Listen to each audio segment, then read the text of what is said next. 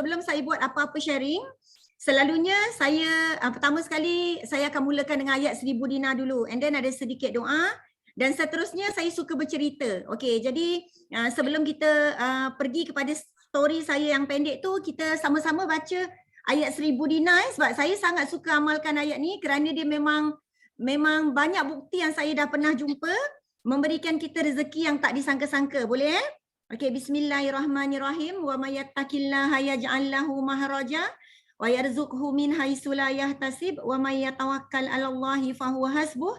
Innallaha balighu amrih qad ja'alallahu likulli syai'in qadra.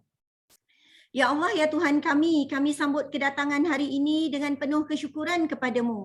Sempurnakanlah nikmat-Mu untuk kami pada hari ini dan kekalkanlah segala nikmat yang telah Kau kurniakan kepada kami selama ini. Ya Allah, ya Tuhan kami memohon kepadamu nikmat yang secukup-cukupnya, memohon kesihatan yang semulia-mulianya, memohon rezeki yang semewah-mewahnya, memohon umur yang setua-tuanya, memohon nikmat dan rahmat yang sebanyak-banyaknya, memohon anugerah yang sebaik-baiknya, memohon amal yang sebenar-benar faedahnya. Rabbana atina fid dunya hasanah wa fil akhirati hasanah wa qina azabannar. Wa sallallahu ala sayidina Muhammad wa ala alihi wa sahbihi ajmain. Fi subhana rabbika rabbi izzati amma yasifun. Wassalamu alal mursalin walhamdulillahi rabbil alamin. Amin ya rabbal alamin. Alright, okay, so memandangkan masa kita tak berapa nak banyak pagi ni, jadi saya teruskan kepada story saya sebagai pembukaan ya. Okay,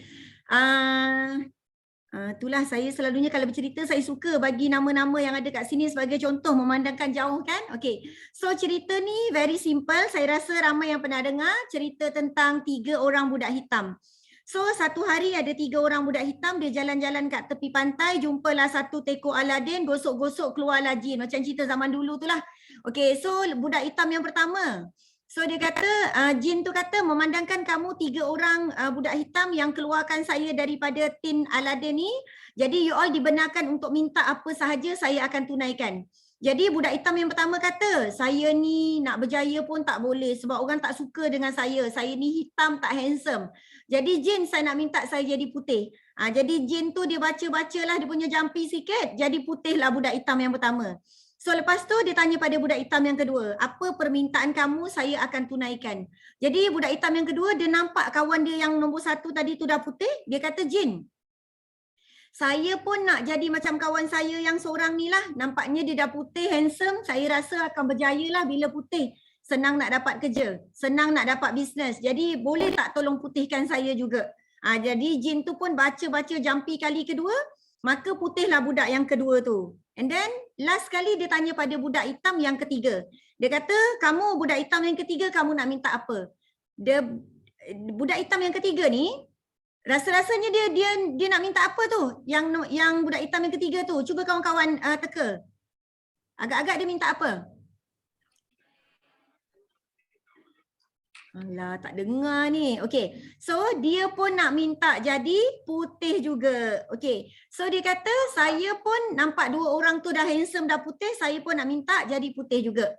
Jadi jin tu kata, minta maaf wahai budak hitam yang ketiga, saya tak boleh nak tunaikan permintaan yang sama lebih daripada 2 kali. Kamu boleh minta benda yang lain tapi tak boleh minta yang putih lagi. Jadi disebabkan dia tak boleh nak minta jadi putih, dia kata okeylah jin, saya tukar minta benda yang lain. Saya punya permintaan tolong hitamkan balik kawan saya 2 orang tadi tu. Jadi jin tu baca-baca dia punya jampi, hitamkanlah balik 2 orang kawan dia yang dah putih tadi tu. Okey, jadi kekallah dia bertiga menjadi budak hitam semula yang tak dapat apa-apa pun. So what is the moral of the story daripada cerita pendek ni yang kita boleh kaitkan dengan kita punya bisnes takaful? Pertama, dalam bisnes kita kena kreatif. You all boleh nampak tak? Budak hitam yang pertama tadi tu dah minta jadi putih. Yang kedua pun duk nak putih. Yang ketiga pun duk nak putih. Padahal dia boleh je minta bank dunia ke, dia boleh minta Dubai tu jadi dia punya kan.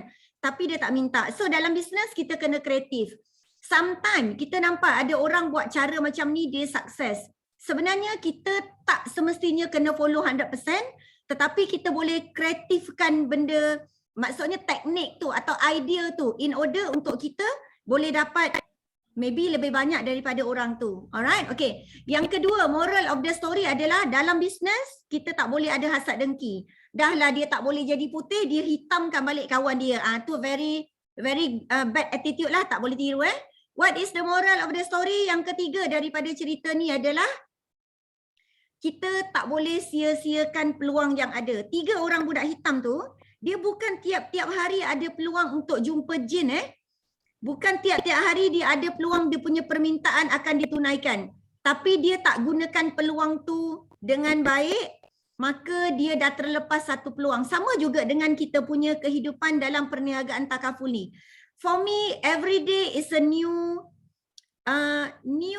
chance. Okay? Setiap hari adalah peluang yang baru untuk kita. Kita call, ada customer jawab telefon kita, adalah satu peluang yang bagus untuk kita dapat bercakap dan approach untuk jadi appointment. Tapi adakah kita buat yang terbaik bila kita buat call? Hari ni ramai orang kat luar sana kena COVID. Kita di antara yang terpilih tak kena COVID dan kita sihat boleh jumpa customer. Adakah kita ambil opportunity tu yang terbaik untuk buat kita punya aktiviti jadi sukses on the day? Betul tak? Dan kalau hari ni kita diberi peluang untuk jumpa klien, diberi peluang untuk present, either by Zoom ataupun face to face, cuba tanya kat diri kita, adakah kita dah melakukan yang terbaik, opportunity yang diberikan tu. Pada saya, everyday adalah peluang yang baru, hari yang baru. Jadi kita kena gunakan peluang yang kita ada sebaik-baiknya dekat dalam kehidupan kita. Okay. Itu adalah story pembukaan untuk saya sebelum saya start. Okey, jadi kita start berkenalan lah. Orang kata tak kenal maka tak cinta.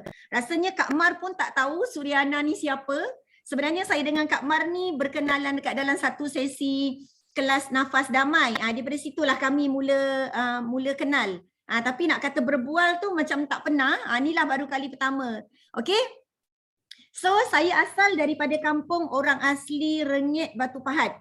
Siapa yang pernah dengar kampung orang asli yang jual barang second hand yang murah-murah daripada Singapura tu. Sekarang tak berapa nak murah tu.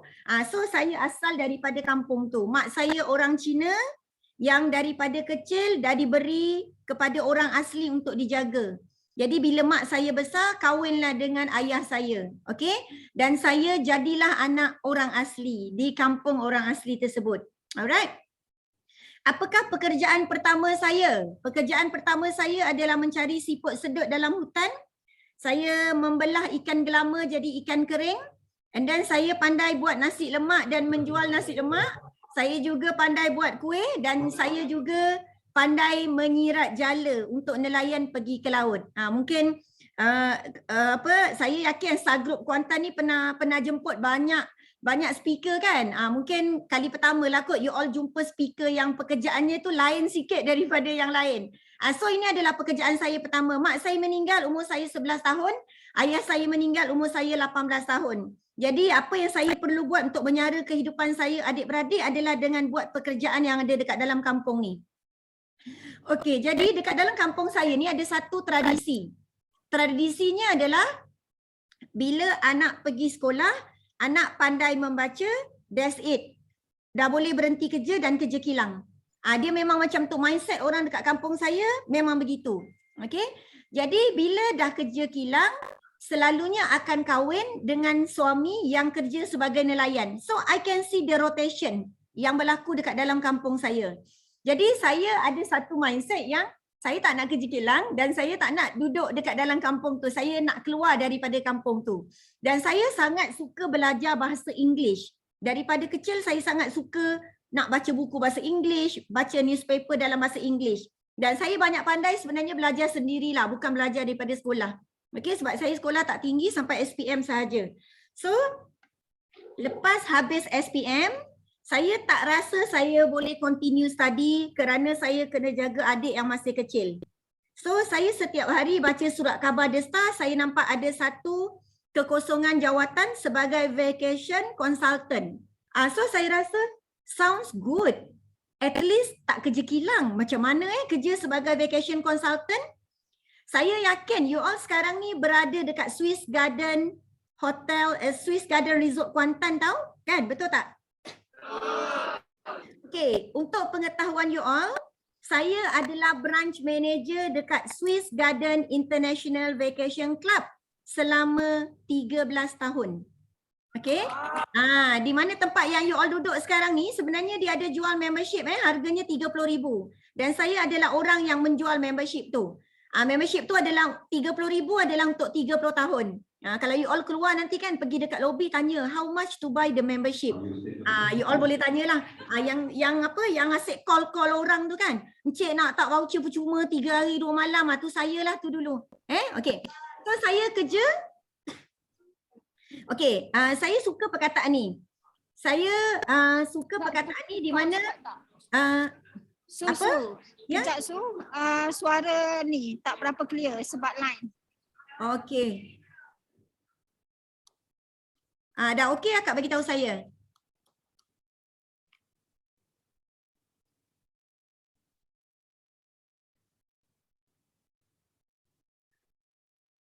Semoga bolehlah dengar suara saya selepas ni.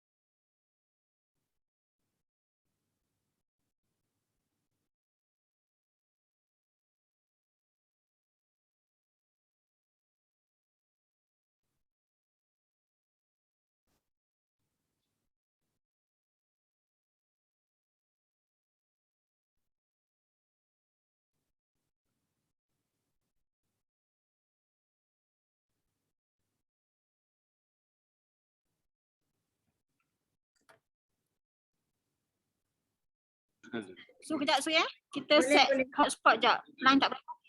Okey.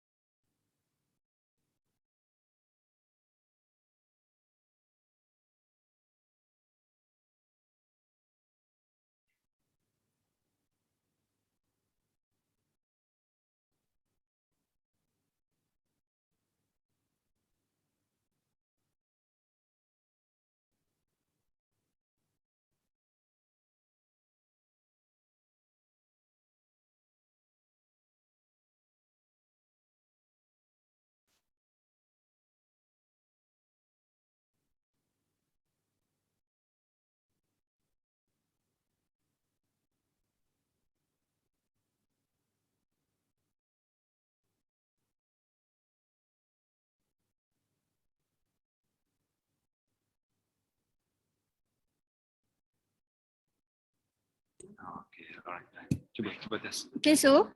Su dengar tak? Okey, saya memang sentiasa dengar tapi you all dah boleh dengar suara saya ke Kak? Boleh. Okey, kita sambung. Tadi sampai cerita yang apa? Teruskan je. Yelah, yang you kerja Swiss Garden tu.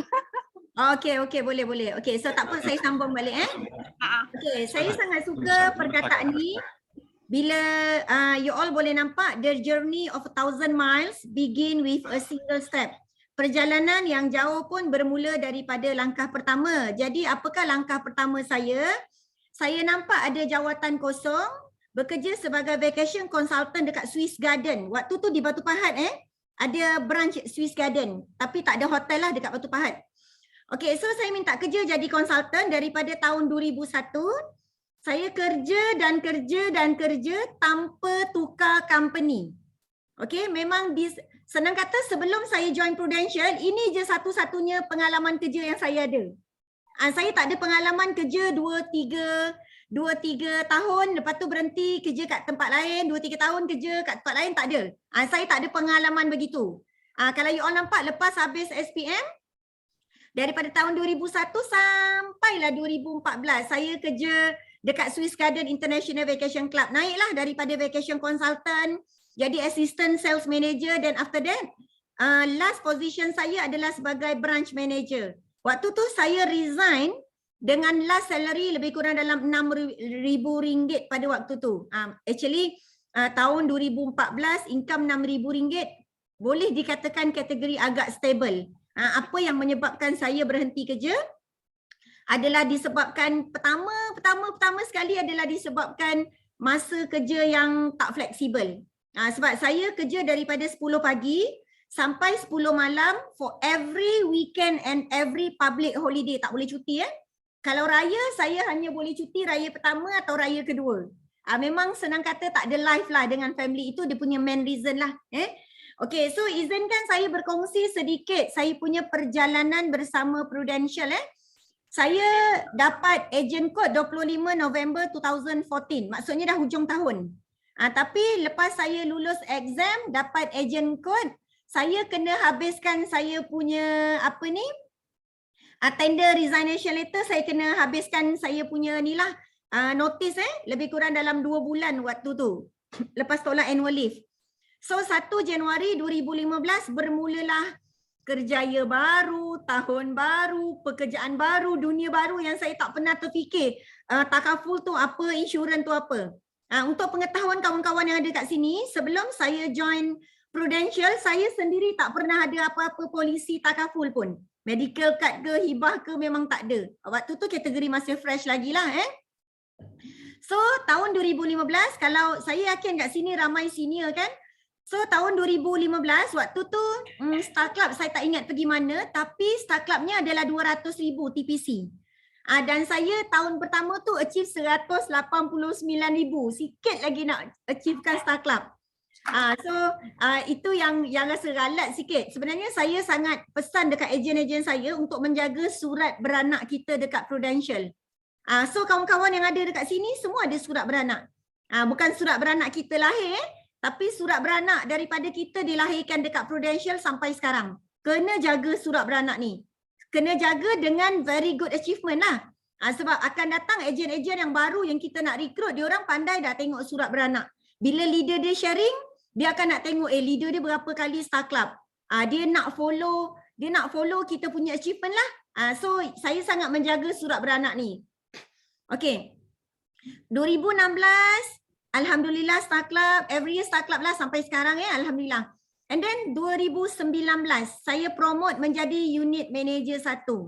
Okay, untuk pengetahuan kawan-kawan yang ada pada pagi ni, daripada tahun 2015, 16, 17 saya sebenarnya sangat enjoy jadi agent. Okay, saya tak ada buat rekrutmen langsung. Percaya tak? Dalam 3 tahun jadi agent saya tak ada buat rekrutmen langsung. Sebab saya kerja dekat company lama, dah jadi branch manager dah lama. Saya rasalah susah nak kerja manage orang. Kerja manage diri sendiri senang. Buat personal sale best tau daripada jadi manager. Jadi bila saya masuk dalam Prudential, saya rasa, wah bestnya aku dah tak payah nak jaga staff. Aku tak payah nak fikir pasal stres-stres orang lain. Aku manage aku punya sale sendiri je.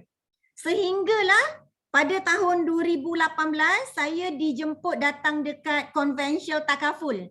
Siapa pernah datang dekat Convention Takaful? Waktu tu ada AIA, ada Great Eastern, ada Takaful Ikhlas kan? Yang semua Takaful Insurance berada dekat dalam satu event, dan after that ada speaker daripada macam-macam company.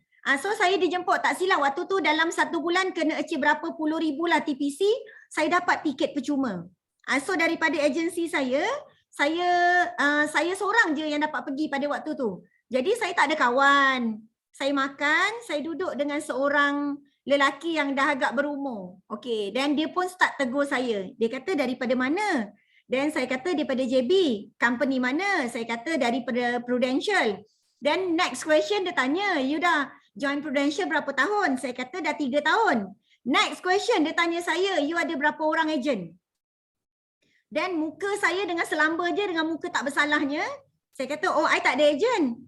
Muka memang macam biasa je lah. Sebab memang betul saya tak ada agent. Pada tahun ketiga saya jadi agent pada waktu tu. And then, Manager tu dia daripada AIA tau.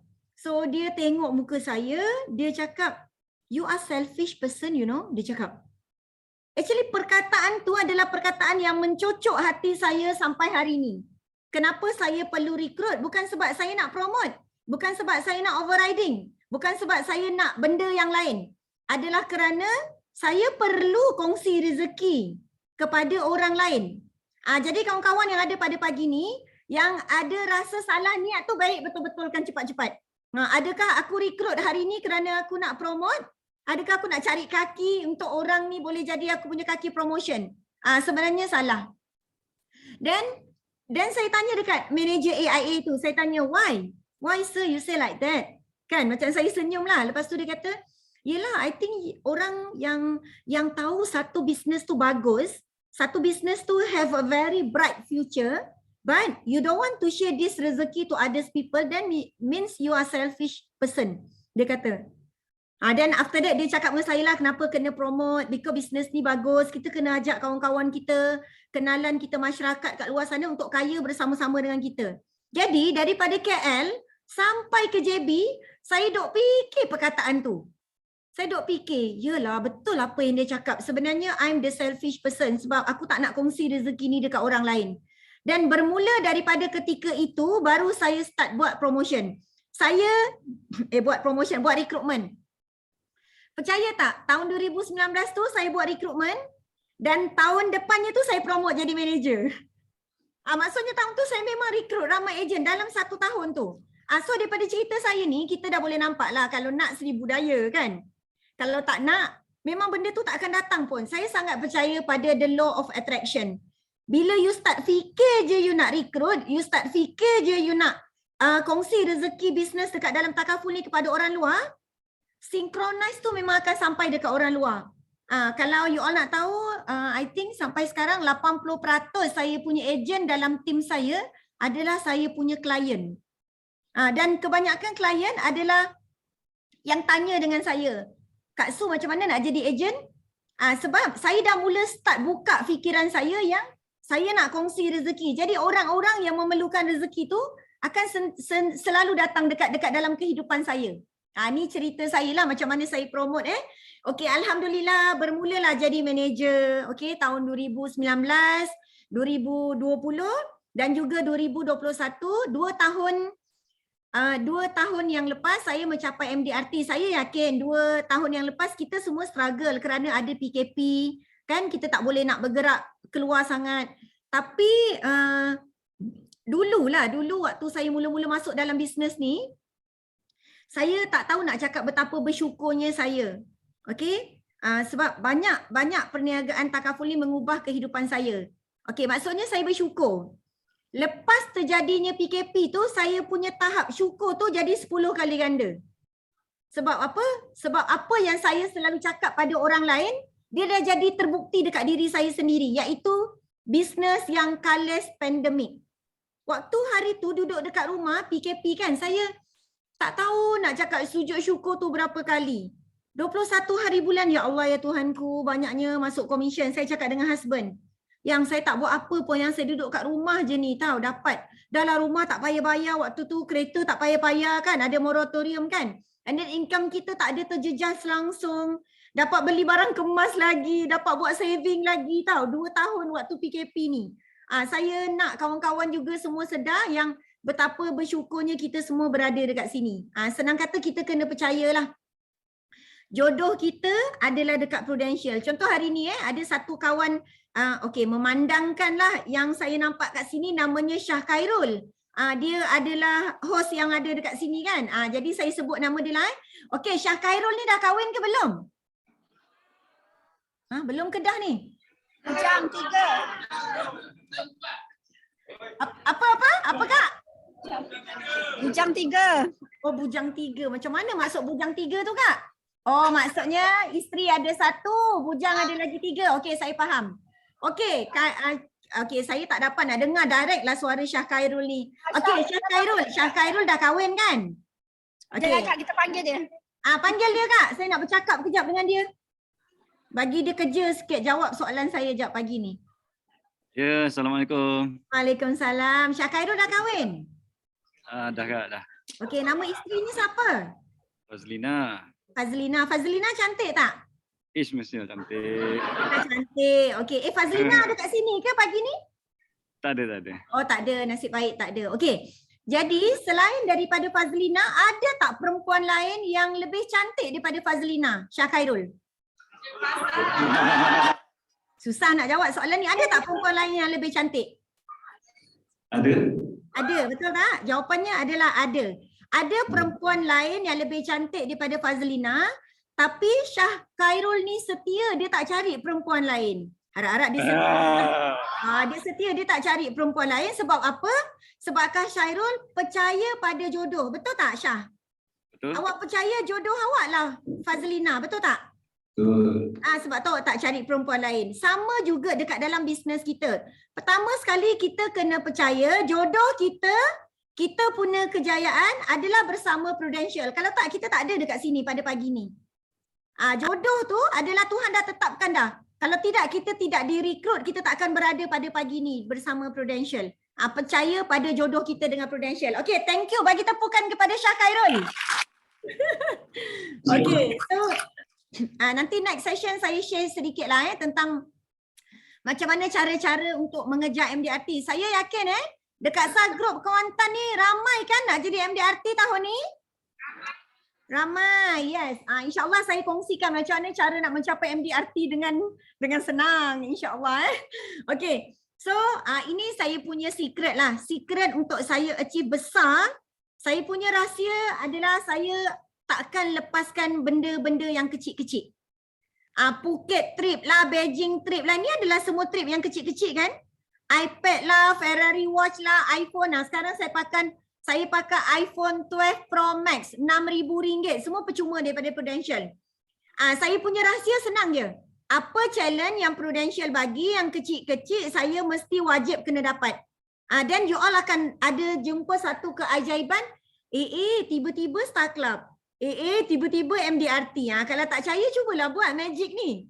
Challenge apa-apa daripada Januari sampai Disember, sama ada awak minat ke tak minat challenge tu, push yourself to achieve the small target. Sebab target yang kecil-kecil itulah sebenarnya yang membawa you all kepada achievement yang besar. Prudential buat challenge pun dia pandai, dia dah kira dah. Challenge ni nak achieve kena berapa TPC. Finally at the end of the year, memang orang ni akan achieve Star Club, orang ni akan achieve MDRT. Okay, so kena biasakan achieve yang sikit-sikit. Okay, so sedikit perkongsian. Alhamdulillah sekarang dapatlah menjengah ke luar negara international kan. Yang ni dekat Lisbon, Portugal. 1 year before PKP. Okay, dapatlah work-life balance kan dekat Prudential. Okay, and then saya yakin ramai kawan-kawan yang ada kat sini nak achieve Star Club kan tahun ni, betul tak? Okay, jadi bila hari ni tanya dengan kawan-kawan yang ada, apa sebab you all nak achieve Star Club? You all kena cari sebab kenapa nak achieve Star Club. So you all jawab dalam hati lah. Tulis kat dalam buku ke apa ke, kenapa aku nak achieve Star Club. Ada orang kata sebab recognition. Ada orang kata sebab income nak naik. Ada orang kata sebab I memang suka travel pergi overseas. Boleh tak saya kongsikan kenapa saya nak achieve Star Club every year. Walaupun saya jadi leader, saya masih buat personal sales sendiri untuk achieve Star Club. So apa sebab saya nak achieve Star Club? Adalah disebabkan saya nak duduk, berbual, makan, berjalan dengan jutawan Prudential. Itu memang niat saya daripada dulu. Sebab saya memetik kata-kata Ustaz Syahri daripada Melaka. Dia kata mana mungkin kalau kita berkawan dengan penjual minyak wangi, kita tidak terpalit bau wanginya. Kan? Jadi mana mungkin kita berkawan dengan jutawan Prudential, kita tak boleh jadi jutawan. Saya suka mengejar jutawan Prudential bila saya bercuti dekat Star Club. Contoh, you all tengok dekat dalam gambar tu. Ada Haji Lau kat situ kan? Ada Lau Teng Hee kat situ. Jutawan Prudential kot. Dan kalaulah saya berada dekat KL, saya call Haji Lau. Haji Lau, saya nak jumpa Haji Lau lah. Nak duduk-duduk lah cerita Haji Lau punya rahsia kejayaan, sistem agensi macam mana. Agak-agak dia nak layan saya tak? Memang tak lah. Nak buat apa dia layan kita duduk 1-2 jam kan? Tapi kalau you all pergi bercuti, jumpa Haji Lau dekat sana, You all boleh tanya dengan dia apa-apa saja dia akan jawab. Sebab tengah holiday. Kita tak stres tentang kerja, tak stres tentang agensi. Kalau kawan-kawan yang selalu pergi Star Club dengan saya memang perasan lah. Bila di mana ada Haji Lau, di situ saya nak menempel. Saya akan nampak Haji Lau duduk kat table tu, aku mesti nak duduk sebelah dia. Mesti nak pergi tanya dengan wife dia. Macam mana Hajar buat rekrutmen, engineer ni gaji 20,000, macam mana nak suruh dia berhenti kerja. Saya suka bertanya dengan dia. Jadi saya dah bagi tahu dah saya nak choose Star Club kenapa kan. You all kalau let's say sebelum ni nak Star Club sebab yang lain-lain, apa kata you all boleh follow juga. Saya nak Star Club disebabkan saya nak bercampur dengan jutawan Prudential. Kat situ boleh macam-macam benda kita boleh belajar. Opportunity yang terbaik. Okey, alhamdulillah adalah masa bersama family. Saya tak kata saya terlalu free, but I can manage my time. Okey, kalau dulu busy, anak pun membesar dalam kereta je, membesar kat rumah babysitter. Tapi sekarang boleh manage lah. Macam tahun 2020 kan, kita kena PKP bulan 3. Tahun 2020 Januari tu saya sempat lagi pergi New Zealand. Bukan trip Prudential lah, bercuti dengan family ke sana. Berapa lama tak buat sale? Sebulan. Tak buat sale. Tapi commission ada efek tak? Tak ada efek. Inilah bahagianya, inilah beruntungnya kita punya bisnes ni. Okey, alhamdulillah. Untuk membakar semangat kawan-kawan waktu PKP tahun 2020, saya dapat beli rumah 1.2 million. Hadiah untuk diri saya dan juga keluarga saya. Nak bagi tahu dekat sini, kenapa saya masukkan slide gambar ni? Sebab nak bagi tahu pada kawan-kawan semua betapa powernya CP58 kita. Kita punya income statement CP58. Waktu tu PKP hujung tahun saya punya loan ni approve. Pada waktu berlakunya PKP, waktu tahun tu adalah tahun paling ramai sekali orang kena buang kerja, paling ramai sekali orang hilang gaji, hilang bonus, hilang allowance. And then saya submit loan saya approve tak sampai seminggu, lebih kurang dalam 5 hari waktu bekerja. Lepas tu dah approve tu, alhamdulillah lah, bersyukur kepada Allah. Tapi saya masih duk tanya pada pegawai bank tu. I nak tanyalah kenapa I punya loan senang approve Sebab ramai orang kata sekarang apply loan susah nak approve. Kenapa I punya loan cepat approve? Dia kata, oh kita sekarang bank kita tengok waktu PKP hari tu you punya income ada efek tak? Sebab you punya income tak ada efek dan loan cepat approve lah. So nampak tak betapa powernya kita punya CP58, tak terkesan pun daripada pandemik, daripada kegawatan ekonomi. Ni nak bakar semangatlah kawan-kawan semua. Dulu saya tak pernah terfikir pun saya dapat beli rumah berharga jutaan macam ni. Tapi sebenarnya bila kita percaya dan kita nak tu strong, insya-Allah kita memang boleh dapat dengan izin Allah. Okey, ni masa depan yang saya nak. Masa depan yang saya nak ada 3 je. Saya nak kawan-kawan hari ni yang ada kat Kuantan ni, tolong tulis sebenarnya apa masa depan yang korang nak. Tulis at least 3 sama macam saya. Yang paling main sekali, yang paling besar sekali you all nak apa? Saya punya masa depan yang saya nak bebas kewangan. Okey, maksudnya nak beli barang tu tak payah nak berkira-kira lah. Anak nak makan apa, tak payah nak tunggu gaji masuk bulan depan, tak payah. Okey? Dan saya boleh kontrol masa. Saya rasa 13 tahun cukuplah. Saya mengabaikan family, mengabaikan anak-anak, tak ada masa untuk diorang kan. Kerja, tapi finally tak ke mana pun. Kita hilang value tu. Jadi saya nak kerjaya yang saya boleh kontrol masa. Dan yang ketiga, masa depan yang saya nak kerjaya yang boleh memberi saya kekayaan di dunia dan kekayaan di akhirat. Saya ada satu value sepanjang 8 tahun saya bersama Prudential. Saya ada satu value yang menyebabkan kalau orang tengok Suriana tu macam tak pernah penat. Orang tengok Suriana ni macam tak pernah stres, macam tak pernah give up. Sebenarnya ada satu value yang saya pernah jumpa dalam 8 tahun saya jadi ejen. Menyebabkan saya tak pernah rasa give up, tak pernah rasa stres dengan bisnes ni. Kenapa? Izinkan saya kongsikan pada kawan-kawan pada pagi ni. Saya ada seorang klien. Klien saya ni dia beli medical card dengan saya zaman dulu-dulu mana ada medical card 1 juta kan, tahun 2014. Waktu mula-mula saya jadi ejen, dia adalah klien saya. Dia ambil medical card limit 50,000. Okay, and then lepas setahun 4 bulan dia kena breast cancer. Okey, dia kena breast cancer. Dia buat rawatan kemoterapi, radioterapi semua dia dah buat lah. Okey. Jadi pada satu hari, dia senang kata limit dia 50,000. Saya ceritakan sikitlah tentang klien saya. Limit dia 50,000. Dia kena buat 12 kali kemoterapi. Lepas 12 kali kemoterapi, dia sihat. Dia dah jadi cancer survivor. Dah tak ada apa-apa sel kanser dah. 3 tahun kemudian, dia demam panas. Nak admit masuk hospital, saya dah uruskan dia bila doktor x-ray lagi sekali sebab dia cancer patient history kan. Jadi scan lagi sekali, rupa-rupanya ada sel kanser dekat paru-paru pula. Okey, disebabkan dia punya limit medical kan tak cukup, dia pergi buat kemoterapi lagi sekali dekat hospital kerajaan. Ceritanya ni berlaku dekat hospital kerajaan. Waktu tu saya datang dekat hospital kerajaan nak ambil dia punya receipt. Kemoterapi dekat hospital kerajaan cuma RM50 je. So dia dah kumpul tahu receipt dia 50. Dia cakap dengan saya. Dia kata, so datang ambil receipt dengan kita. Dia dengan saya sebaya umur dia dengan saya. Dia kata, so ambil receipt dengan kita, kita nak buat claim. Saya pun datang. Waktu saya datang dekat bahagian onkologi hospital kerajaan, ada ramailah pesakit kanser yang juga tengah tunggu giliran dekat situ. Okey? Ada yang tua, ada yang muda, ada yang kanak-kanak. Ada juga Cina yang dah tak ada rambut kan, sangat comel, dia dah botak dah sebab kemoterapi. So bila saya datang, klien saya ni dia kata, kenalkan ni kakak dengan ejen saya. Suryana ni banyak tolong saya, baik orangnya, rajin orangnya, macam-macam lah dia puji saya. Depan kawan dia. Okay, and then saya bersalaman. Waktu tu belum PKP lagi, salam dengan pesakit-pesakit yang ada kat situ. And then lepas dah ambil receipt, ada one of the makcik yang agak berumur kat situ. I think umur dia dekat 50 tahun. Dia kata, Dek, Acik nak doa untuk awak. Dan dia angkat tangan dekat situ, dia kata, Ya Allah, ya Tuhanku, berikanlah adik Suryana ni kesihatan yang baik supaya dia boleh bantu orang macam kami.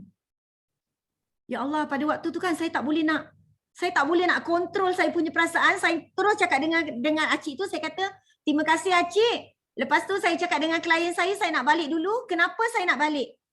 Sebab saya dah tak boleh tahan untuk meraung. Saya dah tak boleh tahan untuk menangis. Saya rasa perkara tu adalah perkara yang tak boleh dibeli pakai duit. Sebab dia adalah orang yang stranger bagi saya, yang saya tak pernah kenal pun seumur hidup saya. Suddenly ada orang asing angkat tangan doa untuk saya. Mana tahu hari ni Suryana sihat. Suryana masih hidup, dapat berkongsi dengan kawan-kawan SAR Group dekat Kuantan adalah asbab doa makcik tadi tu makbul. Jadi disebabkan saya ada jumpa value ni dalam hidup saya, menyebabkan saya makin lama makin strong. Aku memang kena bagi manfaat dekat orang ramai, aku kena bantu lagi orang ramai. Sebab doa makcik tadi tu. Inilah yang saya nak cari. Saya nak cari saham akhirat juga. Dan alang-alang kita kerja, nak jadi kaya, why not kita buat dua dalam satu? Kan? Kita dapat duit, kita dapat pahala sekali. Inilah tempatnya. Tempat yang terbaik yang saya dapat. Okay, so barulah nak mula sharing. Mesti Kak Mar kata, lamanya Suryana punya mukadimah. Baru nak start sharing kan? Ni sharing yang pertama. Saya ada 3 poin je hari ni nak kongsi. Okay, pertama. Kawan-kawan, akak-akak, abang-abang. Kita kena ada satu mindset. Kenapa kita kena cepat? Kenapa perlu cepat? Pertama, tak ada jaminan kesihatan kita pada hari esok. Kan, kita adalah ejen. Kita adalah manusia biasa. Kita pun makan KFC. Kadang-kadang makan pun tak jaga sangat kot. Minum dekat Starbucks seminggu sekali, minum air manis. Kita pun ada risiko kena penyakit. Hari ni yang ada, saya yakin semuanya sihat. Betul tak kawan-kawan yang ada kat SAR Group? Sebab itulah boleh datang dekat event. Sihat. Tapi ada jaminan tak besok kita sihat lagi? Ada jaminan tak tahun depan kita sihat lagi? Tak ada jaminan. Apa yang kita nak tinggalkan kepada family kita? Kita nak tinggalkan di agensi. Sebab apa? Kontrak kita kata you ada manfaat legacy kan dekat dalam kita punya kontrak. Tapi kita tak menggunakan kontrak tu sebaiknya untuk kita tinggalkan pada family kita. Kenapa? Saya selalu kata selagi kita tak kita tak selamat lagi. Kalau ejen, okey, bagus kan jadi ejen? Dapat komisen 6 tahun. Kalau kita meninggal, waris kita dapat komisen 6 tahun. Tapi cuba tanya balik kat diri sendiri. Adakah kita nak tinggalkan 6 tahun punya komisen je? Selain daripada hibah kita yang banyak tu lah. kita nak tinggalkan infinity business kan pada family kita. Jadi kena fight kawan-kawan untuk sampai jadi tahap agency manager. Baru selamat. Awak ada satu agency group yang you all boleh bagi pada you all punya anak. Boleh bagi pada you all punya pasangan bila kita tak ada. Jadi hargai kesihatan kita ada, buat yang terbaik. Yang kedua, masa dan keadaan takkan sama. Ada tak kawan-kawan yang kat sini yang belum kahwin? Single, bujang lagi. Ni bukan bujang 03 ni bujang yang betul-betul bujang. Boleh tak you all jumpa customer sampai 1 pagi? Boleh. Tak ada orang marah. Mak tak marah dah, korang dah besar dah. Tapi kalau awak dah ada anak, 2-3 orang akan datang, boleh tak keluar sampai 2-3 pagi? Kan? Anak-anak nak merengek nak ayah dia. Isteri pun marah. Suami pergi jumpa customer sampai pukul 12 sampai pukul 1. Betul tak? Jadi masa dan keadaan yang hari ni kawan-kawan yang abang-abang kakak-kakak ada, takkan kita dapat lagi pada hari besok. Hari ni siapa yang dah kahwin? Anak 2 akan datang dah, anak 3 dah tak sama dah hari ni bujang tak ada anak, akan datang dah kahwin, dah ada isteri, dah tak sama. Jadi kita kena ambil opportunity masa sekarang yang kita ada. Okey? Yang ketiga, company rule akan berubah. Kenapa nak kena cepat? Hari ni kita ada PVM, kita ada EDP dekat Prudential. Tapi betul ke you all ni recruit betul-betul ni? Kan? Opportunity ambil PVM. Ada berapa orang PVM dekat sini? Yang dekat Sal Group Kuantan ni, berapa orang PVM? Okey, PVM sekarang dah sampai dekat batch 17 Kalau ada PVM kat sini ataupun leader, maksudnya leader PVM lah leader kepada Proventure Manager. Perasan tak kontrak PVM berubah? Mula-mula kontraknya sebulan kena submit 2 kes. Lepas tu kena submit 4 kes. Sekarang close short payment policy kira 50% je TPC. Nampak tak? Company rule akan berubah. Dia berubah jadi bertambah senang ke bertambah susah? Tentulah bertambah mencabar. Jadi sekarang ada kontrak PVM, kita tak nak buat recruitment. Tak nak ambil opportunity. Ada EDP, kita tak nak gunakan kontrak EDP. Bos saya selalu kata, dia kata, Suriana, kat mana you nak cari satu bisnes di mana you boleh recruit ramai-ramai agent, ramai-ramai staff kerja untuk you punya agency, tapi you tak perlu invest any single cents. Prudential lah dia kata. Prudential. Sebab apa? Sebab kita boleh rekrut PVM gaji 8,000, 10,000 tapi Prudential yang bayar. Jadi sebelum company rule bertukar, akan datang dah tak ada PVM, waktu tu baru kita nak kata, alah tak ada PVM susahlah nak rekrut. Sekarang ni ada PVM, ada EDP pun ada ejen tak nak buat recruitment. Betul tak? Jadi kena take this opportunity. And then yang seterusnya, industri takaful mungkin akan berubah. Kita tak tahu akan datang. Mungkin siapa yang tak bayar polisi dia akan jadi blacklist. Jadi ada orang dah mula takut dah nanti tak bayar kena blacklist. We never know. Kita tak tahu akan datang. Mungkin lambakan polisi takaful akan dijual melalui internet. Ejen tak berapa nak diperlukan. Kita tak tahu. Jadi sebelum benda-benda ni berubah, sebelum kesihatan kita berubah, sebelum keadaan kita berubah, sebelum company berubah, sebelum kerajaan negara Malaysia berubah, ambil opportunity apa yang ada sekarang. Okey, saya lupa nak cerita pada kawan-kawan Sebenarnya saya masuk dalam industri takaful ni, saya tidak direkrut Saya yang call cakap nak jadi ejen. Dulu waktu saya kerja dekat company Swiss Garden, company lama tu, saya kan tak ada masa dengan family. Jadi saya ada seorang kawan Cina, nama dia Kimi. Saya memang selalu sebutlah nama dia dekat sharing saya. Nama dia Kimi. Saya kata, Kimi, ada tak satu kerja maybe level-level manager lah yang gaji besar tapi kerja tak payah long hour sangat. So dia kata, ada, I dengar cerita tahu kalau jadi ejen insurans boleh kaya. You call I punya jiran lah, dia kata. I punya jiran manager Prudential. And then saya call nombor telefon jiran dia iaitu Jaslyn, dan Jaslyn tu adalah leader saya sampai sekarang. Saya tidak direkrut. Jadi hari ni, kawan-kawan yang ada dekat Sal Group ni, kalau you all datang dalam bisnes ni bukan datang sendiri. You all adalah direkrut, lepas habis sharing ni, tolong jumpa awak punya introducer. Cakap dekat introducer awak, terima kasih ya Allah sebab awak bawa saya masuk dekat dalam bisnes ni. Sebab nak bagi tahu ada 32 juta rakyat Malaysia dekat dalam negara kita ni, dekat Prudential cuma ada 20,000 orang ejen je. Nampak tak? Sebenarnya kita di antara yang terpilih jumpa perniagaan ni, jumpa opportunity ni. Berapa ramai orang kat luar sana kalau pergi tanya, Dek, tahu tak ejen insurans tu macam mana? Oh, ejen insurans bagi-bagi brosur, jual-jual insurans dekat booth. Orang tak tahu jadi ejen insurans boleh jadi jutawan. Orang kat luar sana ramai yang tak tahu betul-betul bisnes ni macam mana. Tapi kita ada kat sini, kita tahu bisnes ni sangat-sangat bagus. Tapi ada 20,000 orang je tahu dekat dalam Prudential dan kita adalah di antaranya. Jadi sangat-sangat bersyukur. Jadi bila saya masuk, bila saya call Jaslyn, saya kata saya nak jadi ejen, dia pun datang interview saya. Bila masuk kat dalam agensi, saya dah mula rasa pelik sikit. Saya rasa pelik. Training dalam bahasa Cina. Meeting dalam bahasa Cina tau.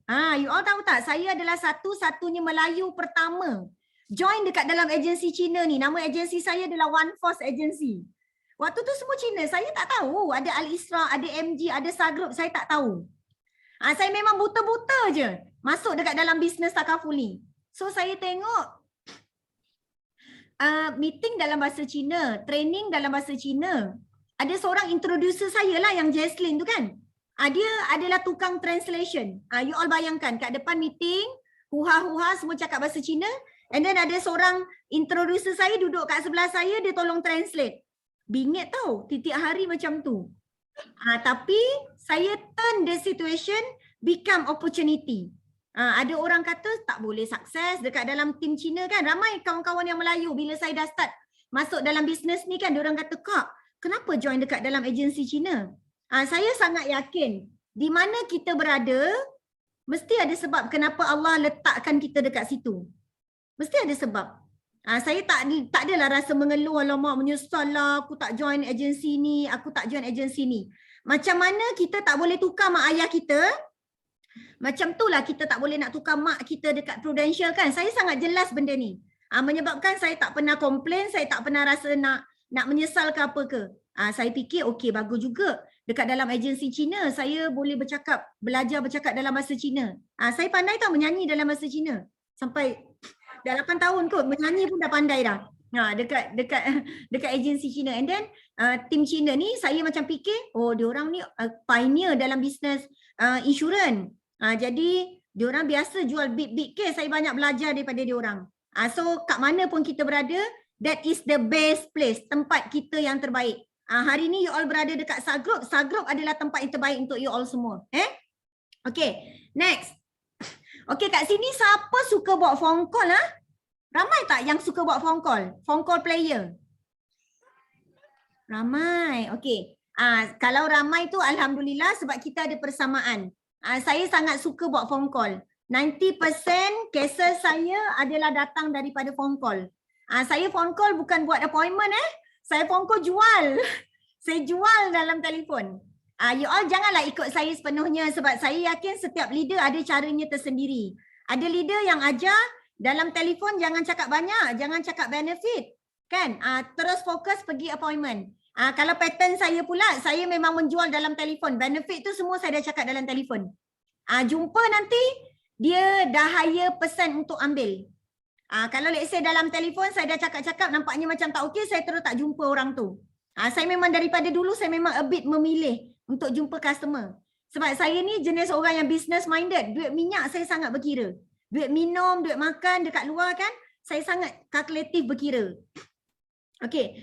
Jadi saya fikir kalau orang ni tak berapa nak ada percentage sangat, saya terus tak nak jumpa dia.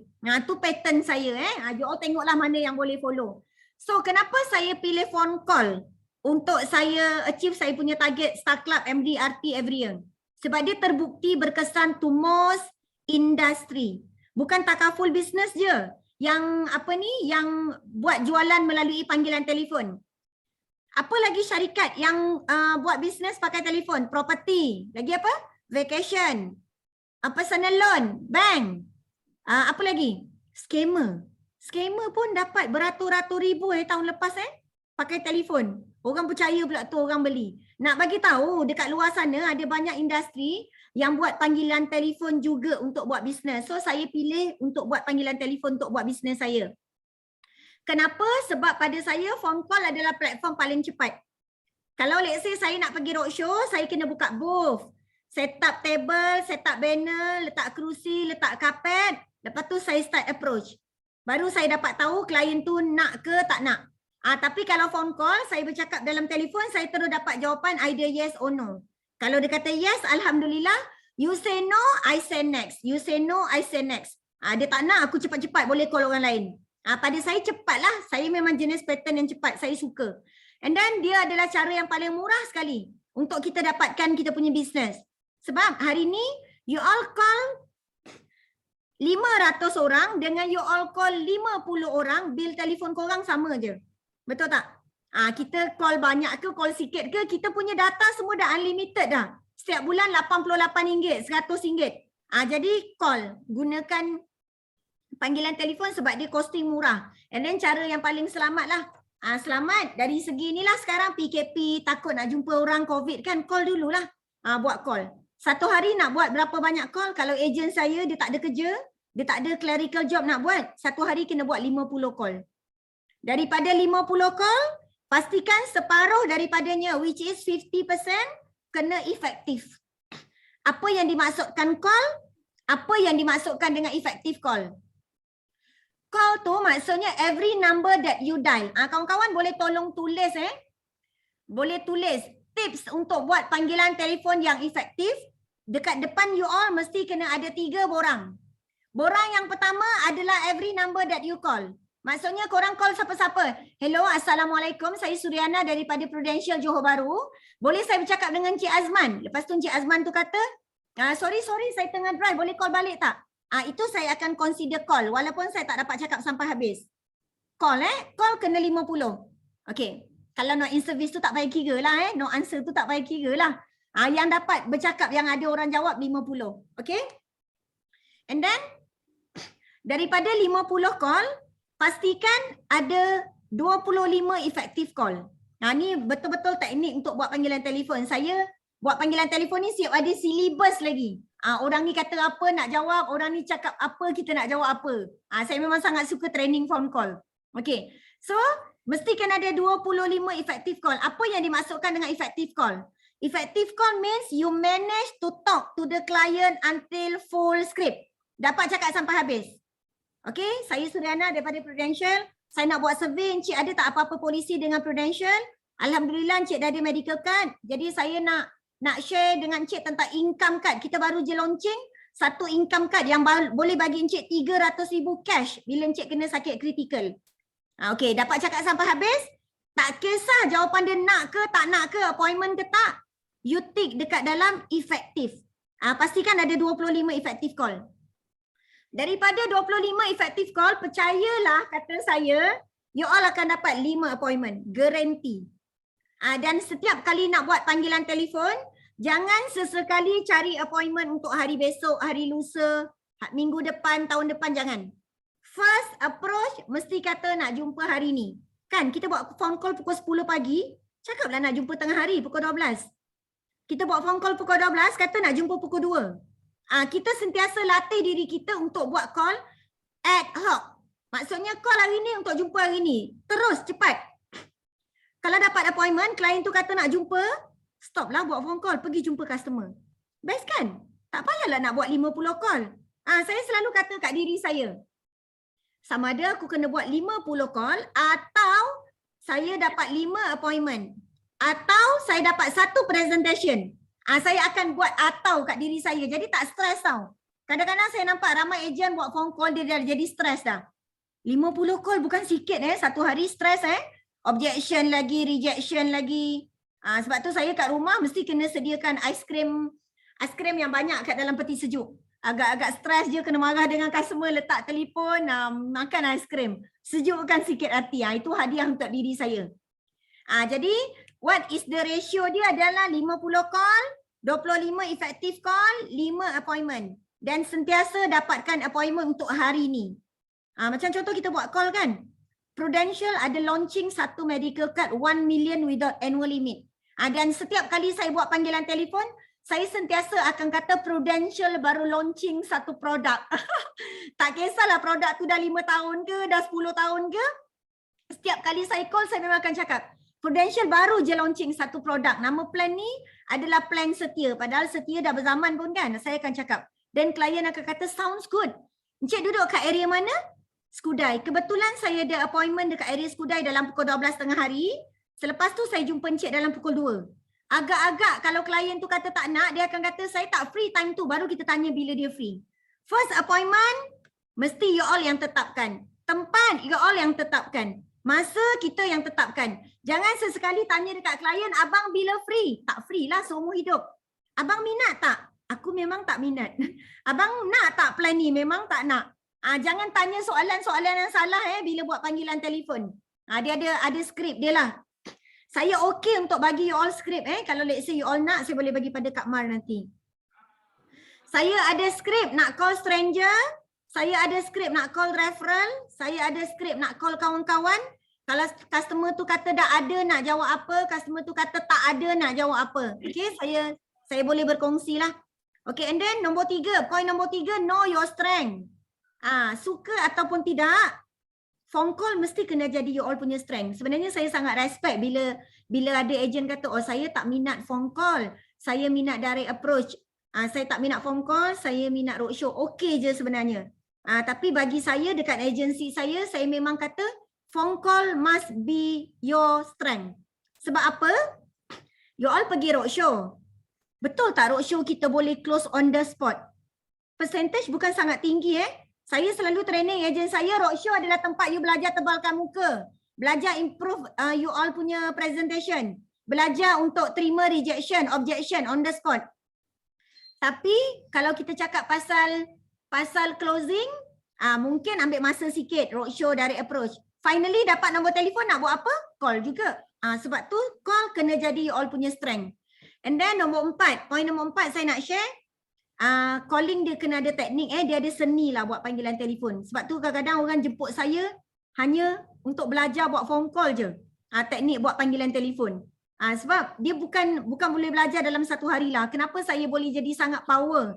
Kalau kat Johor ni orang panggil saya Queen of Phone Call. Suryana Queen of Phone Call. Sebab 13 tahun kot saya mengajar orang buat panggilan telefon. Daripada suara customer dia tipu tak tipu saya dah tahu. Dia kaya tak kaya pun saya tahu tau. Kan? So tu ambil masa lah untuk belajar.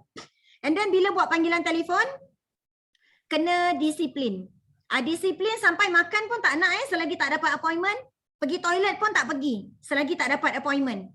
Dan bila buat panggilan telefon, jangan memandang keluar. Maksudnya jangan memandang dekat you all punya office yang ramai-ramai orang. Ambil satu kerusi, satu meja, listing tu dah siap, ambil kerusi letak dekat tepi dinding. Tengok dinding je. Baru you all boleh fokus. Agak-agak dah 10 phone call, agak-agak dah kena marah, pergilah minum kopi kejap. Makan aiskrim kejap. Yang penting kena disiplin. Sebab phone call kalau tak disiplin memang habis.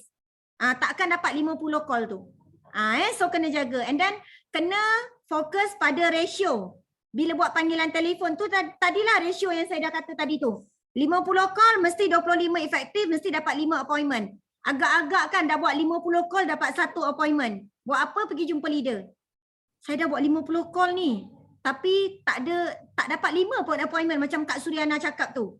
Dan you all boleh practice balik. Sebab itu memang dia punya ratio Okey, yang ketiga. Okey, poin saya 3 je hari ni, tak banyak. Sekarang kita berada dekat first quarter. Takut tak? Dah nak masuk, sekarang kita dah bulan 3 tau. Dah nak habis first quarter of this 2022. What is your game plan? Apa you all punya game? Permainan macam mana ni untuk first quarter ni? Kan orang kata kalau nak menang pertandingan bola sepak pun kena ada strategi. Strategi menendang, menyerang, menanduk kan? Sama juga dekat dalam kita punya bisnes ni. Apa kita punya game? Kalau tak ada game, kena carilah apa you all punya corak permainan sekarang. Macam saya punya game adalah January to October, Suryana is 100% belong to the agency. Ni saya lah. Saya akan bagi masa saya join field work, training, recruitment, bulan 1 sampai bulan 10. Bila saya mengejar MDRT, saya perlu 2 bulan. Saya nak achieve MDRT, saya perlukan masa 2 bulan. November dengan Disember, jangan kacau saya. Pandai-pandailah korang nak hidup macam mana. Ejen saya dah tahu dah pattern saya. November dengan Disember, memang saya akan pergi KL, pergi Melaka, pergi mana-mana untuk jumpa customer. Sebab big case saya memang tak boleh nak close online lah. Big case sejujurnya memang kena jumpa face to face. Okay, so nak dengar tak ni big case idea ni? Ramai nak MDRT kan tahun ni? Okay. Saya punya big case datangnya daripada satu produk sahaja, iaitu aspirasi. Okay je kalau let's say you all nak jual produk lain, okay saya cerita untuk diri saya. Saya jual aspirasi. Tahun lepas saya ada roll over daripada yang tahun lepas kan. Kan klien bayar bulan-bulan tu dah jadi kita punya FYP kan.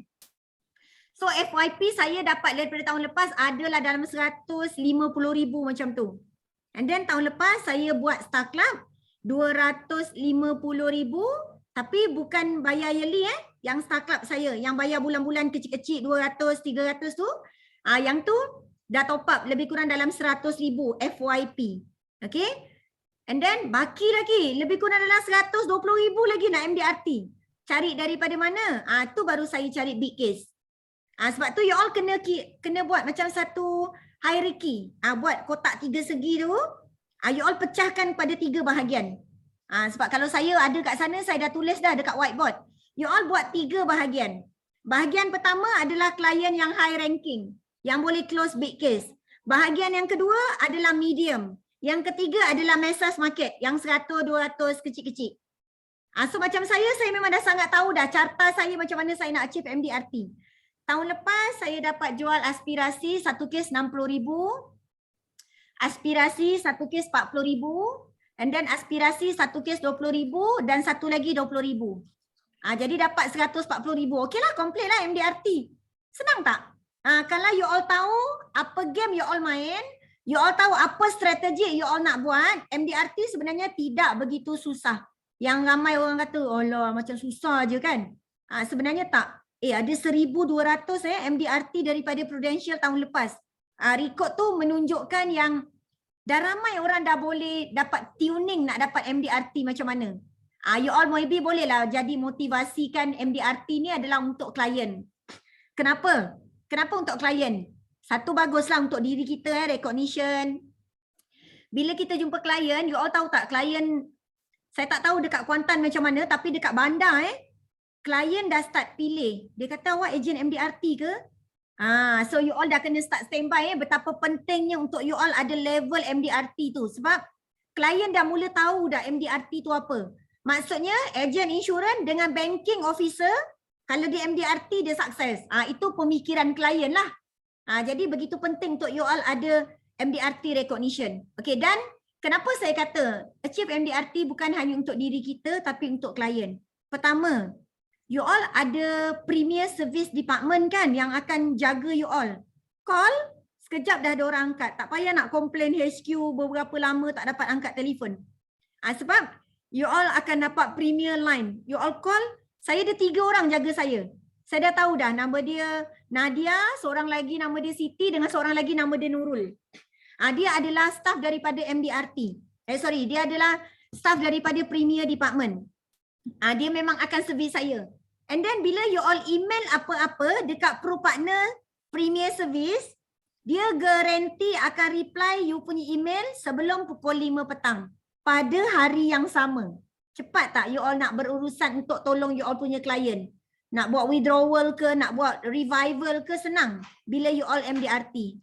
Okay, saya punya big case idea. So dekat point ni saya ambil masa sikit. Okay, dekat big case idea saya, sejujurnya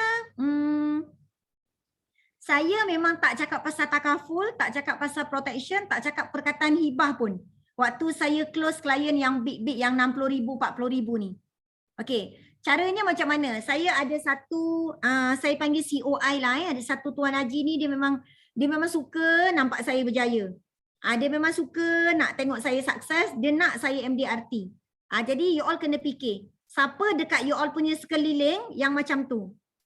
Dia mungkin bukan beli polisi dengan awak, tapi dia nak tengok awak sukses. Mesti ada punya. fikirkan, tulis nama dia sekarang sebelum you all lupa. Siapa agaknya yang nak tengok aku berjaya? Yang memang suka tengok aku sukses. Sebenarnya saya dengan Tuan Haji ni stranger pada asalnya. Saya nak approach dia ambil plan aspirasi tapi umur dia dah 60 lebih. Lepas tu dia dah ada sakit. So saya tak boleh nak propose apa-apa daripada dia. Waktu tu adalah pada tahun 2020. Saya baru nak mencapai MDRT tahun pertama. So saya cakap dengan dia, Tuan Haji, saya nak achieve MDRT. Saya ni daripada agensi Cina. Agensi Cina ramai yang dah MDRT senang, dia orang kaya-kaya Tuan Haji. Tapi saya ni baru kali pertama ni nak jadi Muslim MDRT. Tuan Haji boleh tak tolong bantu saya, bagi saya peluang untuk cerita manfaat plan ni kepada kawan-kawan Tuan Haji. Sebelum Tuan Haji nak rekomenkan sesiapa, Tuan Haji dengar saya punya presentation dulu. So pada asalnya saya menghadapi satu situasi, kawan-kawan kat sini pernah tak ada satu situasi yang korang present, dah present, customer tu kata tak nak, bila dah tak nak, you all dapat rasa, oh my presentation is not too good lah. Ada tak? Mesti ada kan? Saya juga mengalami benda tu pada awalnya, waktu tu tak dapat tuning lagi nak jual aspirasi big case. Saya dah present 2-3 kali, saya memang rasa tu salah saya. Maksudnya cara saya present tak sampai dalam hati klien. Menyebabkan saya tukar slide saya. Saya tukar. Finally sekarang saya dah ada satu slide yang percentage dia tinggi lah untuk close. Saya memang presentation guna slide tu. Cuma hari ni nak kongsi slide tu macam tak sempat masa kan. Kita ada masa 1 jam je lebih kurang. Nanti next time lah. InsyaAllah kalau saya ke Kuantan kita boleh sharing pasal slide tu. Okey, jadi Tuan Haji ni dia start bagi saya nama kawan-kawan dia. Daripada situlah sebenarnya saya dapat MDRT. Sebab orang kaya dia hanya akan rekomenkan orang kaya. Dan kalau let's say you all nak close 60,000, pastikan bagi 2 quotation dekat klien. Bagi dia 60,000 dengan 100,000. Ingat sentiasa. Kalau you all target nak jual 100,000, bagi klien 2 quotation iaitu 200,000 dengan 100,000. Mesti kena lebih besar daripada apa yang you all targetkan. Dan finally klien akan kata, alah 100,000 macam banyak sangat lah Suriana, 60,000 je lah. Dia kata 60,000 je lah tapi sebenarnya aku memang nak close kau 60,000 pun. Macam tu. Tu taktik dia lah bila nak close orang yang kaya-kaya, sentiasa bagi quotation yang lebih besar daripada apa yang kita nak close. Tu tips yang pertama. Tips yang kedua. Ni daripada pengalaman saya lah, orang yang kaya-kaya, yang datuk-datuk, yang big case lah, big high level client. Waktu you all jumpa dengan dia, present dengan dia, you all punya level sekurang-kurangnya kena sama taraf dengan dia. Atau you all punya level lebih tinggi daripada dia, baru dia akan pandang you all. Jadi macam mana ni? Macam mana saya nak tunjukkan pada klien? Macam mana nak tunjukkan pada klien yang saya ni bagus? Saya ni hebat contohnya kan. Kita takkanlah nak cakap sendiri, betul tak? Saya takkan cakaplah dengan datuk tu ataupun dengan Tuan Haji tu, ni you kenal tak siapa Suriana? Suriana ni hebat tau, Suriana ni power tau. Saya tak boleh cakap macam tu. Jadi saya memerlukan orang lain untuk buat benda tu. Okey, dekat Kuantan, subgroup ni siapa yang paling senior? Bukan senior dari segi kerja berapa lama Siapa yang paling senior dari segi umur? Boleh tak sebutkan Kak Mar? Siapa yang paling senior kat sana dari segi umur? Leader lah Kak Kia. Kak Kia Okey, Kak Kia leader. Okey. Okey, jap. Selain daripada Kak Kia, yang bukan leader. Siapa? Siapa? Wan Kamar, Kak Yani. Okey. Kita ambil nama Kak Yani Kak Yani. Okey, Kak Yani adalah orang yang paling senior dari segi umur Okey. Dari segi umur dekat subgroup Kuantan. Okey, kita cari orang yang muda pula. Saya dah dapat satu Kak Yani. Siapa yang agak muda-muda belia kat sana? Siapa? Alin. Okey, Alin dengan Kak Yani. Okey, dia ada taktik dia Alin dengan Kak Yani ni kena bergabung untuk close big case. Siapa dia punya presenter? Yang tukang present adalah Alin. Sebab Alin ni muda. Alin ni tukang present. Tapi Datuk ni dia tengok Alin ni dia macam tak confident dengan Alin sebab muda. Engkau siapa nak ambil duit aku 60,000, 100,000 kan? Jadi Kak Yani kena temankan Alin. Tugas Kak Yani bukan tolong present, bukan tolong cakap pasal produk. Tugas Kak Yani tolong cakap pada Datuk tu siapa Alin. Itu yang saya buat Saya ada bawa suatu orang, nama orang ni Kak Lia, umur dia 50 tahun, dah berumur lah. Saya akan upah dia untuk buat satu job setiap kali dia temankan saya. Saya close 60,000, saya akan bagi dia 1,500. Jadi Alin close 60,000 bagi dekat Kak Yani 1,500. Boleh tak Alin? Tapi tugas Kak Yani ni dia kena tolong jack si Alin. Datuk tahu tak Alin ni bukan orang biasa-biasa dia ni adalah $1 million round table. Actually dia tak tahu pun $1 million round table tu adalah recognition. Dia ingat $1 million round table si Alin ni ada duit 1 juta dalam akaun. Kan? Dia ingatkan si Alin ni dah kaya lah sebab Kak Lia tu dia cakap tahu dengan Datuk tu. Datuk tahu tak siapa Suriana? Dia adalah $1 million round table dekat seluruh Southern. Wah. Datuk ni dia tak tahu tau MDRT tu apa. Tapi dia dengar perkataan $1 million round table. Lepas tu dia dengar pula perkataan seluruh Southern. Wah, mata dia dah mula nampak yang Suriana ni hebat orangnya. Bukan calang-calang orang. And then Kak Lia tu pula dia bakar lagi kan. Dia kata, Puan Suriana ni bukan senang-senang nak jumpa orang. Jadi Tuan Haji kena bersyukur lah. Beruntung Tuan Haji. Puan Suriana turun ke Melaka sebab nak jumpa Tuan Haji hari ni. Itu taktik yang saya guna. Jadi waktu saya tengah present tu, tengah dia nak buat keputusan nak ke tak nak tu kan. Dia nak yang mana satu, saya akan tinggalkan dia dengan saya punya Kak Lia tu. Nanti Alin pergi toilet, Kak Yani akan ditinggalkan dengan prospek. So waktu tu tolong bakar lagi cerita pasal Alin, bukan cerita tentang produk. Orang yang kaya-kaya sebenarnya produk nombor 2. Nombor 1 adalah who are you? Why I should invest to you? Itu adalah soalan yang pertama sekali yang orang kaya akan fikir. Ni daripada pengalaman saya mungkin Kak Mar ataupun Kak Kiah ada experience yang lain, you all boleh gunakan juga. Ni pengalaman saya. Orang yang berada-berada ni dia nak nampak siapa kita. Level tu nak kena sama tinggi atau lebih hebat daripada dia. And then saya ambil opportunity lah cerita tentang rumah kan. So you all boleh lah jadi satu pembakar semangat juga nak cerita dengan Datuk-Datuk, nak cerita tentang rumah 1 juta kan. You all boleh juga beli rumah kan akan datang.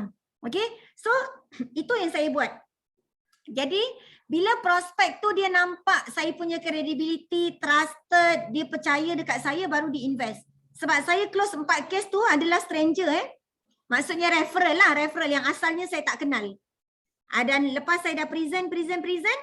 Okay Datuk tengok, Datuk nak pindahkan 60,000 ke nak pindahkan 100,000 dulu? Itu ayat closing saya. Jangan tanya Datuk nak ke tak nak satu lagi soalan salah. Antara 60,000 dengan 100,000 Datuk nak pindahkan berapa? Memang klien tak rasa dia sedang memberi duit dia pada Prudential lah. Dia anggap dia transfer je. Alah Datuk punya duit kan ada 500,000, ada 600,000, 1 juta kat dalam akaun. Apa-apa jadi pada Datuk, at least ada 60,000 yang wife Datuk boleh keluarkan dengan mudah. Itu memang ayat saya. Saya memang tak fokus pada ayat-ayat yang lain. Saya memang pindahkan simpanan dan saya juga tidak menjual dividen, bonus. Itu perkara kedua. Saya memang bagi idea untuk pindahkan simpanan saja. Itu big case idea. Okey, nombor 2. Nombor 2 tadi saya macam dah cakap sikit. Kenapa very important untuk achieve MDRT, Star Club, PWP. Saya harap you all boleh think balik. Kenapa nak achieve MDRT? Saya nak achieve MDRT sebab dekat dalam agensi saya ada 9 orang MDRT. Ada 1 COT, semuanya Cina. Saya rasa saya kena ada letak 1 Melayu bertudung dekat situ. Itu yang menyebabkan saya nak kejar MDRT. And then saya nak achieve Star Club sebab saya nak pergi kejar Lau Tenghi. Nak duduk makan dengan dia. You all kena ada sebab tau. Kalau tidak, you all tak akan kejar. Takkan beria-ria, tak akan berapi-rapi nak kejar. Yang berapi-berapi tu you all kena cari sendiri. Dia datang daripada dalaman. And then PWP. Mungkin ada ejen kat sini yang nak achieve PWP. Kenapa? Sebab dia adalah tiket untuk promote. Kan? Saya kenal Haji Firdaus sampai saya dapat tahu dia punya latar belakang sebelum jadi ejen. Asyik duk menempel je kan, bertanya dengan dia. Haji Firdaus sebelum dia jadi leader, dia tak Star Club. Dia PWP. Sebab you all kena ingat, bukan semua orang terror buat sale. Ada orang dia tak terror buat sale tapi dia terror management. Ada orang dia terror buat sale tapi manage tak boleh. Jadi leader tak boleh lagi. Dia tak matang lagi tapi buat sale terror. Setuju tak ada orang yang macam tu? Jadi apa yang you all kena buat sekarang ni adalah cari sebenar-benarnya tujuan nak MDRT ni sebab apa. Macam saya sangat jelas. MDRT sebab aku nak ada Melayu dekat dalam agensi yang achieve MDRT. Star Club sebab saya nak pergi makan dengan dia. You all cari you all punya own reason. Kenapa nak Star Club, nak MDRT, PWP. Bila you all sangat jelas you all punya intention, baru you all akan kejar. Baru semangat tu akan membara-bara. Sebab kita ni sebenarnya semua sama je. Skill lebih kurang sama. Bercakap tu lebih kurang sama. Cuma dalaman tu je yang tak sama. Ada orang dalaman dia nak tu sikit je dia punya nak. Macam saya punya nak tu besar. Nak gila-gila punya besar. Kalau tulis kat dalam whiteboard tu, nak tu satu perkataan je. Dia punya nak tu nak. Okay. Nombor 3 adalah act and think like you already achieve. Ni lain macam sikit. You all berperangai macam you all dah MDRT lah. Berperangai macam you all dah Star Club. Bila you all dah berperangai macam MDRT, Star Club, agak-agak orang yang MDRT dengan Star Club ni, dia adalah orang yang agresif tak? Maksudnya yang aktif tak? Betul tak? Jadi orang bila you all nak capai sesuatu, ciptakan karakter tu dulu baru you all akan dapat. Dan protect your circle. Jadi ejen, ramai kawan tu bagus. Tapi saya nampak dekat agensi saya pun ada juga. Agensi saya pun tak perfect. Apa yang saya nampak? Duk makan lama-lama berkumpul dengan ejen lama sangat. Itu memang tak bagus. Setiap hari kena pergi makan, minum dengan klien. So very protect your circle. Sebab kawan yang sama-sama nak achieve dia punya target, selalunya dia takkan ada masa banyak nak berbual dengan korang. Berbual, planning okey lah. Lepas tu tak payah nak lama-lama sangat. Okay. So point nombor 4 tadi saya dah cakap dah. Kita di antara yang terpilih untuk berada dekat dalam bisnes ni. Kita selesa kita banyak option. Budak dalam perut prospek kita, budak sekolah rendah prospek kita, budak sekolah menengah prospek kita, orang dewasa prospek kita, orang tua prospek kita. Mana nak cari bisnes macam ni? Semua orang is your prospect. Banyak option dan company strong. Saya kerja keras sebab RGB. Saya suka check RGB saya dah berapa. Sebab bukan semua company kan ada RGB, tapi kita ada RGB but we don't want to grab as much as we can. Ini yang saya terapkan. Okay, saya punya point 3 je tadi dah habis dah. Kita buatlah review sikit. Review ni you all boleh ambil gambar, nanti buat review sendiri dengan you all punya agensi. Tulislah yang ni yang simple. Nama, tulis target tahun ni. Okay, dah achieve berapa setakat berapa hari bulan ni? Hari ni 12 hari bulan 3. Setakat ni dah achieve berapa? Shortfall berapa? Itu target TPC kat atas. Bawah tu target FYP. MDRT nak achieve berapa? Shortfall berapa? Bila nak achieve? Kalau boleh janganlah 31 Disember tarik kat bawah tu. Kan? Letaklah 30 Oktober nak achieve. Lepas tu bulan 11, bulan 12. Maybe ada yang nak pergi umrah. Alhamdulillah umrah dah boleh pergi sekarang. Mungkin ada yang nak pergi bercuti dengan keluarga. Set betul-betul bila nak achieve. Yang kedua, ada 8 cara macam mana nak achieve you all punya shortfall dalam tinggal 9 bulan lah. 9 ke 10 bulan. Ni memang cara yang terbaik untuk saya tracking agent saya. Shortfall amount tulis TPC. Contoh shortfall lagi 200,000, atas tu tulis 200,000. And then shortfall amount contribution. 200,000 ringgitnya kena collect berapa? Ringgitnya kena collect RM16,000, betul tak? Jadi nombor 1 ni tulis collect 16,000 daripada satu orang. Achieve lah target 200,000. Yang nombor 2 agak-agak tak ada orang yang boleh invest 16,000 bahagi 10. Jadi cari seorang yang ada RM1,666. You all tahu tak nak achieve 200,000 tu senang je. Nak dapat 200,000. Cari 10 orang yang beli dengan korang RM1,666. Dah settle dah 200,000. Macam tu. Tak boleh lah Kak Suryana, mana nak cari orang yang beli 1,600. Pergi turun jadikan 20 orang. Tak boleh pergi turun jadikan 30 orang. Korang memang akan stop punya. Akak-akak, abang-abang, you all akan stop dekat satu nombor. Contoh hari ni, Alin stop dekat nombor 40. Jadi Alin tahulah target ni aku kena jual 40 orang. Sebulan berapa achieve dah you all punya Star Club? Kak Yani tulis. Berapa Kak Yani punya nombor tahun ni? 50 orang, 60 orang dan you all akan dah tahu dah sebulan nak jual berapa. Jadi bila you all keluar nak approach orang, tidaklah you all jual tanpa satu package. Mesti ada package kan. Package ni RM200. Kenapa? RM200 aku kena cari 60 orang, aku dapat Star Club. Macam tu. Dia tak boleh main, kalau bahasa biasanya orang kata tak boleh main larung je. Tak boleh main langgar je. 50, 60 tak boleh. Star Club, MDRT semua happen by planning. Memang tak ada by accident. Jadi waktu you all approach tu pun, kena approach ikut jumlah you all punya target lah. Bukan main promosi je hibah RM100, RM200. Dia kena ada tahu berapa kita nak achieve. Ni untuk MDRT. MDRT kalau let's say you all nak senang, 30,000 TPC yang pertama. 30,000 TPC pertama collect yearly. Dapat tak 330,900? Dapat dah. Senang je. Ini pun pakai planning.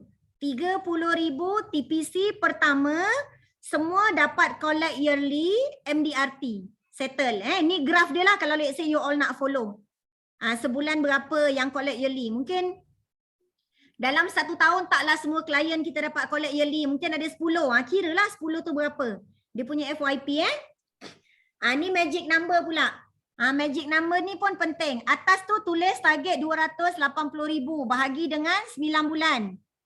Bahagi dengan, maksudnya dah 9 bulan dapatlah sebulan kena buat berapa.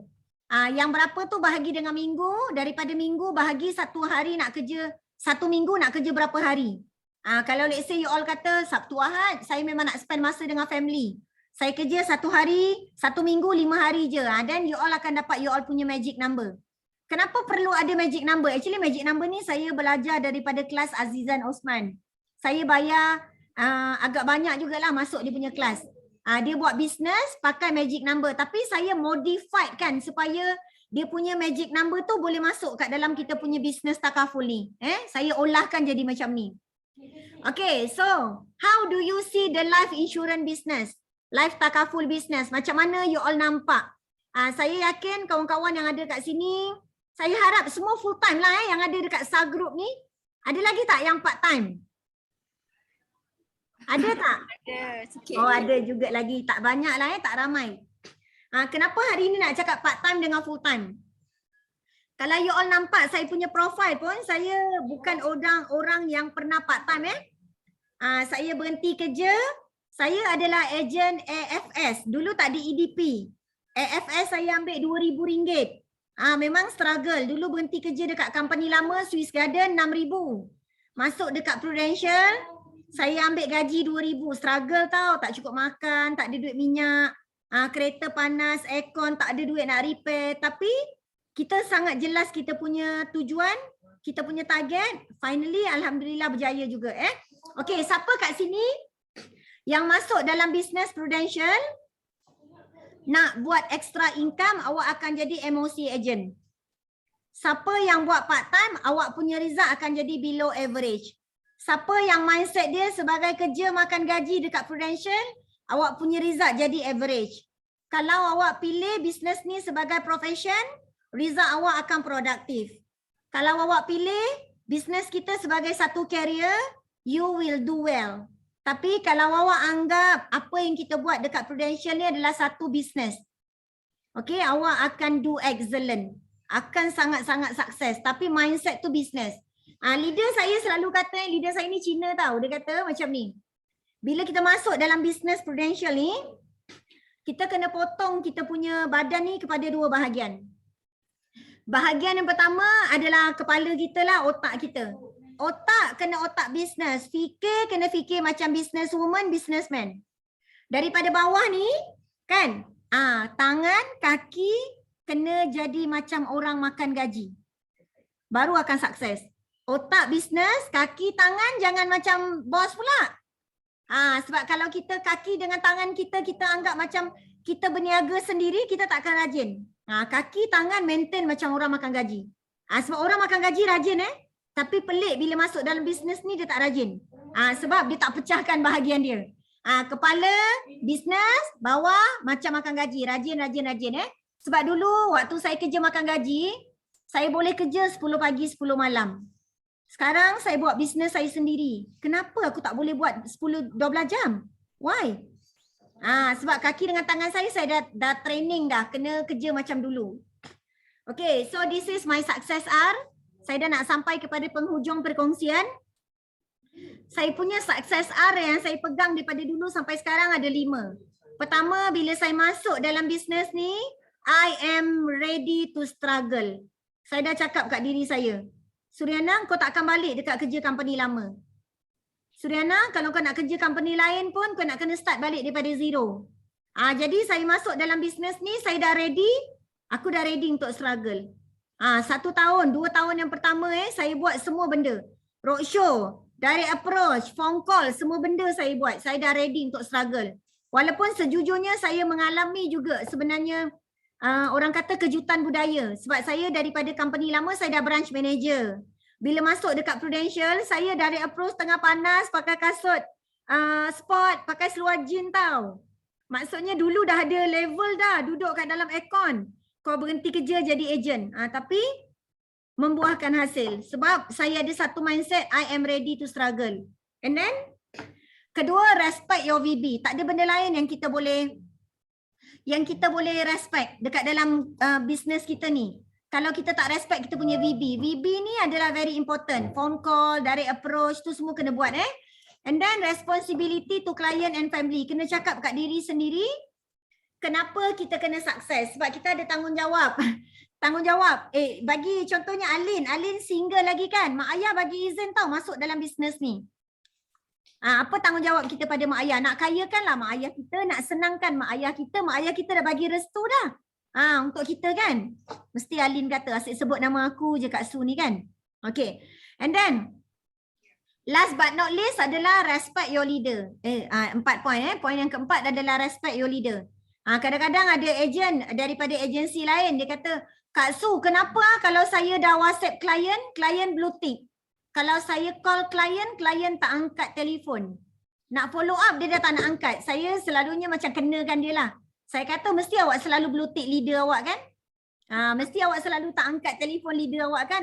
Siapa yang ada kat sini tu?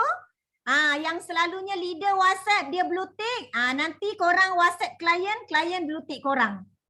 So kena respect leader sebab leader dekat dalam bisnes kita ni dia ada keramat dia lah yang besar. Macam mana kita nak berjaya, kita kena dapat restu mak ayah kita. Dalam bisnes kita ni pun kena dapat restu leader kita. Sebab bila leader kita doakan kita, dia mendoakan sebagai seorang guru.